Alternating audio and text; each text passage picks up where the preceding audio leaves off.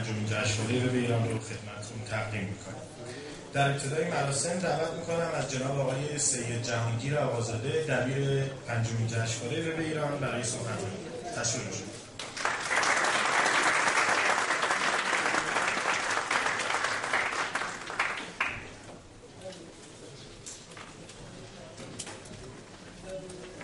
بسم الله الرحمن الرحیم.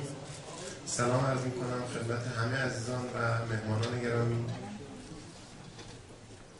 من وقت رو خیلی میخوام کوتاه صحبت کنم که انشالله بتونیم بیشتر از فرمایشات عزیزان بزرگوارمون در عنوان سخنران به ویژه دکتر شامیرزایی معاون محترم مرکز فضای مجازی بهره مند بشیم. خوشحالم که برای پنجمین دوره پیاپی این فرصت دست داد که در جمع شما عزیزان فعال و فضای مجازی دور هم جمع بشیم و مراسم اختتامیه جشنواره وب ایران رو برگزار کنیم.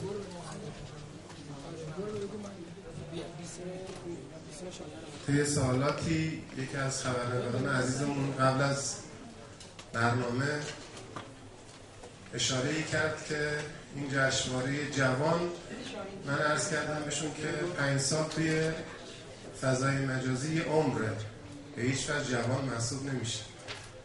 این جشنواره‌ای که به حمدالله خودمون فکر نمی کردیم اما به کمک شما عزیزان روز به روز پرشورتر، قوی‌تر و بالغتر شده و الان به سالهای بلوغش رسیده.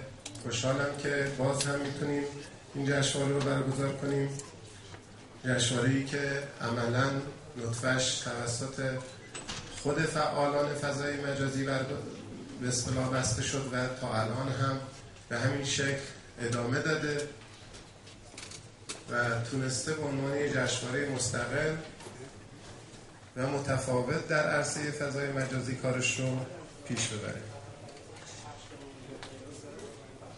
امسال این جشنواره حدود 6000 شرکت کننده داشته که تقریباً 2 برابر شرکت کنندگان سال گذشته است و 140 نفر از عزیزان امر داوریش رو به عهده داشتن که جزئیاتش رو دوستان در گزارش جشنواره خواهند گفت. تفاوت عمده‌ای که جشنواره امسال داره و من جزئیات رو بازم دوستان عرض خواهند کردم و حتما میخواستم یاد کنم، حضور فعال خود شما برگزار کنندگان در تأمین هزینه‌های این جشنواره است. ابتکاری که دوستان انجام دادن و با استقبال روبرو شد، به طوری که تندیس‌های این جشنواره هدیه‌ای است که توسط خود شما تهیه شده و تقدیم برندگان خواهد شد. این جشنواره در 56 گروه برگزار شد که 54 گروه به حد نصاب رسیدن شرکت کننده‌اش و 54 تندیس تقدیم خواهد شد به اضافه 56 یا 54 برنده مردمی که توسط مخاطبان انتخاب شد. امیدوارم که این جشنواره فرصتی بشه